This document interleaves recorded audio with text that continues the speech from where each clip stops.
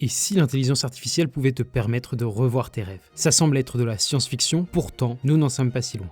Un article récent rédigé par un chercheur de l'université d'Osaka au Japon présente une méthode permettant de régénérer des images à partir de l'activité de ton cerveau. Les objectifs derrière cette étude sont multiples. Par exemple, être capable de mieux comprendre le fonctionnement du cerveau humain afin de pouvoir appliquer ces résultats au développement de modèles d'IA plus performants. Je te laisse imaginer toutes les applications possibles et imaginables avec une telle technologie. Pourtant, malgré l'effet waouh à la première vue de cet article, il ne se cache rien de révolutionnaire derrière. En effet, ce dernier se base sur des modèles d'intelligence artificielle dont tu as peut-être déjà entendu parler il y a quelques mois, les modèles de diffusion. C'est le 22 août 2022 que sort la toute première version du modèle Stable Diffusion, en pleine période d'effervescence des modèles de génération d'images à partir de texte. Ce modèle se présente comme une alternative 100% open source au modèle DALL-E de la société OpenAI. C'est-à-dire que son code est rendu public et modifiable. Derrière ce modèle se cache un fonctionnement ingénieux permettant de générer des images de haute résolution via le processus de diffusion. En quelques mots, lors de l'entraînement, une image est sélectionnée dans la base de données et plusieurs étapes successives ajoutent du bruit à celle-ci afin de la détruire. À chaque étape, le processus permettant de retrouver l'image d'origine non bruitée est appris à l'aide d'un mini réseau de neurones via une reconstruction. Et c'est après avoir réalisé ces étapes que la méthode devient intéressante. Car maintenant, en partant d'une image très bruitée, nous pouvons reconstruire une image de haute résolution en appliquant en sens inverse les réseaux appris précédemment de manière successive. On peut aller encore plus loin en conditionnant le débruitage de chaque réseau de neurones par une entrée auxiliaire. Par exemple via une entrée de texte qui indique ce que l'on souhaite voir dans l'image. Stable Diffusion utilise cette approche, mais encode l'image sous la forme d'un vecteur latent Z afin d'accélérer le processus. Le modèle a été entraîné sur une large base de données et conditionne chaque étape sur une entrée de texte encodée dans un espace latent à l'aide de l'architecture CLIP.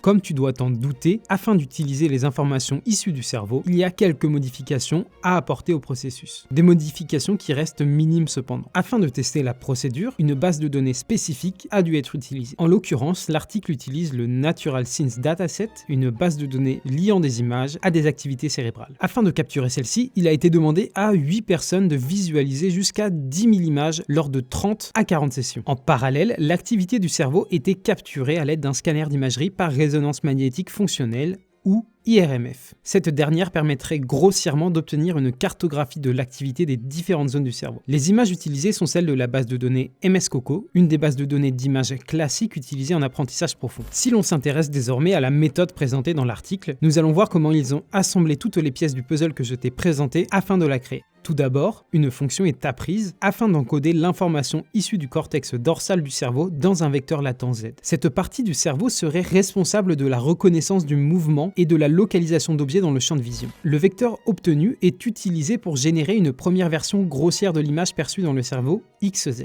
Cette image est re-encodée dans un vecteur, puis du bruit est diffusé dans celui-ci de manière itérative avec le modèle de Stable Diffusion. Le vecteur latent bruité va ensuite être débruité, mais en conditionnant la reconstruction sur de l'information issue d'une autre partie du cerveau, le cortex visuel ventral qui est responsable de la reconnaissance des formes et des objets. L'image est reconstruite à partir du vecteur débruité final. Le modèle n'a pas été réentraîné durant le processus mais a été utilisé tel quel, et c'est ça qui est fou. Sans aucun changement mais juste avec un peu d'ingéniosité, des résultats vraiment cool peuvent être obtenus. Et justement, il est venu le temps que tu attendais. Quel résultat le modèle est-il capable d'obtenir? C'est bien beau de vendre le fait qu'on puisse rejouer nos rêves, mais est-ce vraiment le cas? Avant tout, si tu souhaites en apprendre plus chaque semaine sur le sujet de l'intelligence artificielle, je t'invite à t'abonner à ma chaîne, c'est gratuit et ça m'aide beaucoup. Bref, je ne te fais pas attendre plus longtemps, voici les résultats.